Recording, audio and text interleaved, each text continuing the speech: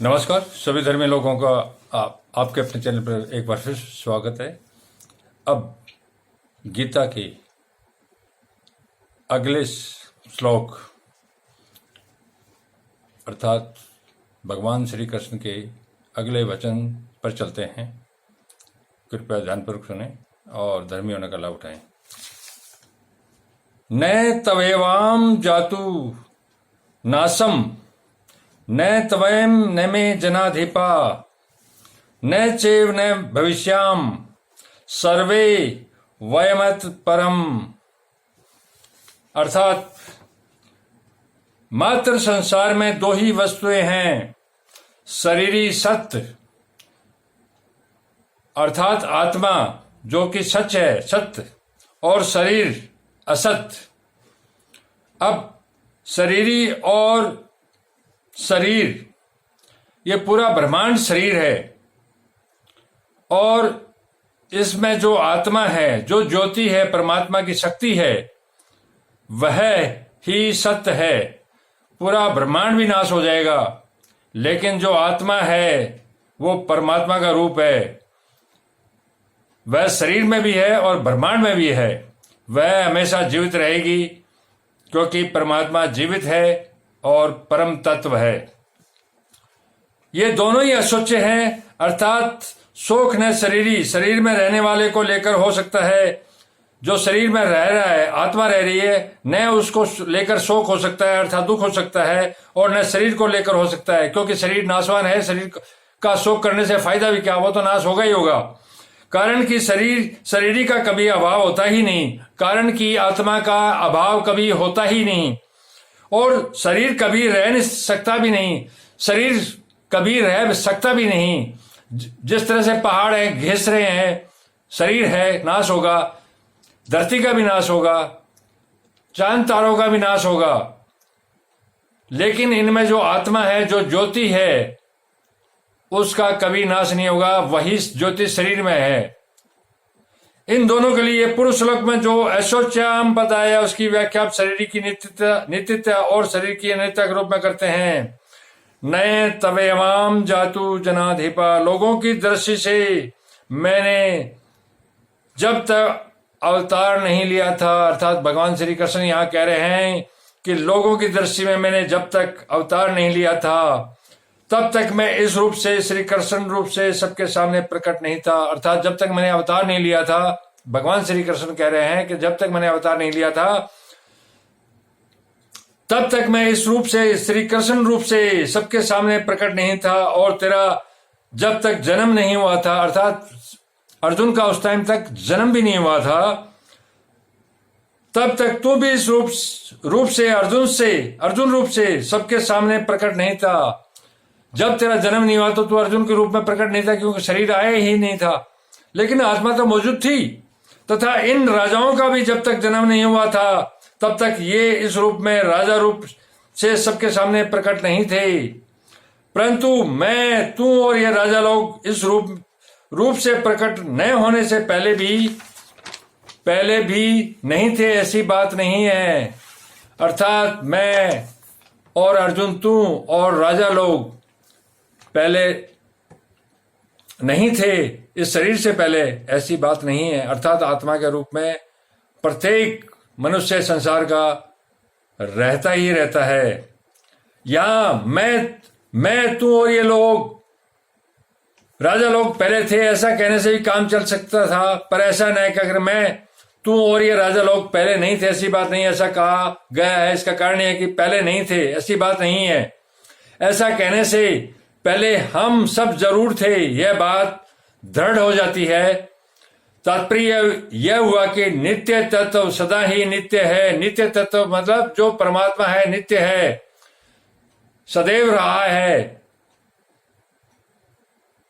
वो सदा ही नित्य है। इसका कभी अभाव था ही नहीं, अर्थात ये कभी लुप्त नहीं होता, कभी अभाव था ही नहीं। आत्मा इसी रूप में है। जातु कहने का तात्पर्य है कि भूत, भविष्य और वर्तमान काल में तथा किसी भी देश, परिस्थिति, अवस्था, घटना, वस्तु आदि में नित्य तत्व का किंचित मात्र भी अभाव नहीं हो सकता। अर्थात भविष्य, भूत, वर्तमान काल में किसी भी देश परिस्थिति इत्यादि में इस नित्य तत्व अर्थात आत्मा और परमात्मा का कभी किंचित मात्र भी अभाव नहीं हो सकता। यहां अहम पद देखकर भगवान ने एक विलक्षण बात कही है। आगे चौथे अध्याय में 5वें श्लोक में भगवान ने अर्जुन से कहा, मेरे और तेरे बहुत से जन्म हुए हैं। अर्थात भगवान श्री कृष्ण कहते हैं, मेरे और तेरे अर्जुन बहुत से जन्म हुए हैं, पर मैं उनको जानता हूं, तू नहीं जानता। यहां से भगवान श्री कृष्ण उसको बता रहे हैं कि तू तो नहीं जानता इन जन्मों के बारे, लेकिन मैं जानता हूं। यहां यह संदेश श्री कृष्ण पूरी दुनिया के लोगों को दे रहे हैं कि मैं तो प्रत्येक जन्म को जानता हूं कि मेरा कब कब जन्म हुआ और आगे कब कब होगा, लेकिन तुम में से, संसार में से कोई नहीं जानता। तुम सिर्फ इस जन्म के बारे में जानते हो। यह वर्तमान का सत्य है। हम लोग वर्तमान जीवन को ही जानते हैं। हम न तो पहले किस जन्म में थे, न आगे किस जन्म में जाएंगे, हमें नहीं पता। लेकिन भगवान श्री कृष्ण को पूरा पता है कि वो किस रूप में थे और आगे किस रूप में आएंगे। इस प्रकार भगवान ने अपनी ईश्वर पना प्रकट करके जीवों से अपने को अलग बताया। इस प्रकार भगवान ने, श्री कृष्ण भगवान ने ईश्वर पना अर्थात परमात्मा का तत्व प्रकट करके जीवों से अपने को अलग बताया। अर्थात इस रहस्य को प्रकट करके भगवान श्री कृष्ण ने अपने आप को प्रत्येक जीव से अलग बताया कि मैं तुम में से नहीं हूं।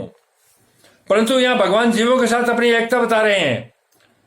इसका तात्पर्य है कि यहाँ चौथे अध्याय में 5वें श्लोक में भगवान का आशय अपनी महत्ता विशेषता प्रकट करने में है, और यहाँ भगवान का आशय तात्विक दृष्टि से नित्य तत्व को जनाने में है। नित्य तत्व अर्थात परमात्मा को जनाने, अर्थात परमात्मा के बारे में बताने से है। न चे वयमैत परमम, भविष्य में शरीरों की ये अवस्थाएं नहीं रहेगी, और एक दिन ये शरीर भी नहीं रहेंगे। जो आज शरीर है वो कल नहीं रहेगा, और एक दिन ये शरीर भी नहीं रहेगा किसी का भी। परंतु ऐसी अवस्था में भी हम सब नहीं रहेंगे, यह बात नहीं। पर ऐसी अवस्था जब शरीर नहीं रहेगा तब हम नहीं रहेंगे, ऐसी बात नहीं है, क्योंकि आत्मा के रूप में प्रत्येक जीव रहेगा। अर्थात हम सब जरूर रहेंगे, कारण कि नित्य तत्व का कभी अभाव नहीं था, नहीं होगा और होगा भी नहीं। मैं, तू और राजा लोग, हम सभी पहले नहीं थे, यह बात भी नहीं है, और आगे नहीं रहेंगे, यह बात भी नहीं है। हम सब पहले थे और आगे भी हम रहेंगे, यही सत्य है। इस प्रकार भूत और भविष्य के बात तो भगवान ने कह दी, पर वर्तमान की बात भगवान ने नहीं कही। इसका कारण है कि शरीरों की दृष्टि से तो हम सब वर्तमान में प्रत्यक्ष हैं ही, इसमें कोई संदेह नहीं। इसलिए हम सब अभी नहीं है, यह बात नहीं। इस टाइम तो हम सभी हैं, क्योंकि शरीर है, प्रत्यक्ष रूप से दिखाई दे रहा है, इसलिए यह बात तो है ही नहीं। ऐसा कहने की जरूरत नहीं है। अगर तात्विक दृष्टि से देखा जाए तो हम सभी वर्तमान में हैं, और यह शरीर प्रतिक्षण बदल रहा है। इस तरह शरीरों से अलगाव का अनुभव, अर्थात शरीर से हम दूर होते जा रहे हैं, अनुभव हमें वर्तमान में ही कर लेना चाहिए। अर्थात इस संसार को ज्ञान दे रहे हैं परमात्मा के रूप में श्री कृष्ण की शरीर प्रतिक्षण बदल रहा है, और इस तरह शरीरों से अलगाव का अनुभव हमें वर्तमान में ही कर लेना चाहिए। अलगाव का मतलब शरीर से दूरी होने का अनुभव हमें वर्तमान में ही कर लेना चाहिए कि शरीर से हम दूर जा रहे हैं। तात्पर्य यह है कि जैसे भूत और भविष्य में भी अपनी सत्ता का अभाव नहीं है, और ऐसे ही वर्तमान में भी अपने सत्ता का अभाव नहीं है, इसका अनुभव करना चाहिए। जैसे प्रत्येक प्राणी को नींद आने से पहले भी यह अनुभव रहता है कि हम हैं, और यदि और नींद खुलने पर भी यह अनुभव रहता है कि अभी हम हैं, तो नींद की अवस्था में भी हम वैसे के वैसे ही थे। अर्थात प्रत्येक प्राणी जो नींद से पहले होता है उसको पता होता है कि मैं हूं, और नींद खुलने पर भी उसको एहसास होता है कि मैं तो दिखाई दे रहा हूं, मैं हूं। तो जब वो नींद में था तब भी तो वो था ना। तो यही अवस्था, मृत अवस्था यही होती है। उसके बाद जब जीवन मिल जाता है वो जग जाता है। केवल ब्रह्म जानने की सामग्री का भाव था, अर्थात केवल ब्रह्म परमात्मा को जानने की सामग्री अर्थात वस्तु का अभाव था। हमारा अभाव नहीं था, हमें सिर्फ जानने का भाव था कि परमात्मा है या नहीं है। हम तो थे। ऐसे ही मैं, तू और राजा लोग, हम सबके शरीर पहले भी नहीं थे और बाद में भी नहीं रहेंगे, तथा अभी भी शरीर प्रति क्षण नाश की ओर जा रहे हैं। परंतु हमारी सत्ता पहले भी थी और पीछे भी रहेगी, अभी भी वैसी की वैसी है। अर्थात पहले भी हमारी सत्ता थी, अभी भी है और आगे भी वैसी की वैसी रहेगी, चाहे शरीर नाश हो जाए। हमारी सत्ता कालातीत तत्व है, अर्थात सनातन सत्य है, क्योंकि हम उस काल के ही भी ज्ञाता है। अर्थात भूत, भविष्य और वर्तमान, ये तीनों काल हमारे जानने में आते हैं। उस कालातीत तत्व को समझाने के लिए भगवान ने यह श्लोक कहा है।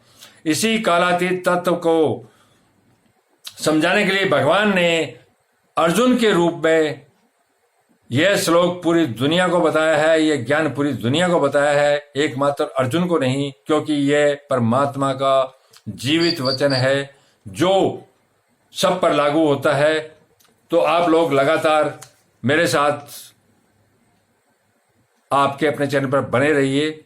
हम लगातार गीता के ज्ञान की धारा में बहते रहेंगे और इस परम तत्व को प्राप्त कर लेंगे और अपना यह जीवन और आने वाला जीवन बहुत सुखी और दुख से दूर कर लेंगे। धन्यवाद। शुभ रात्रि।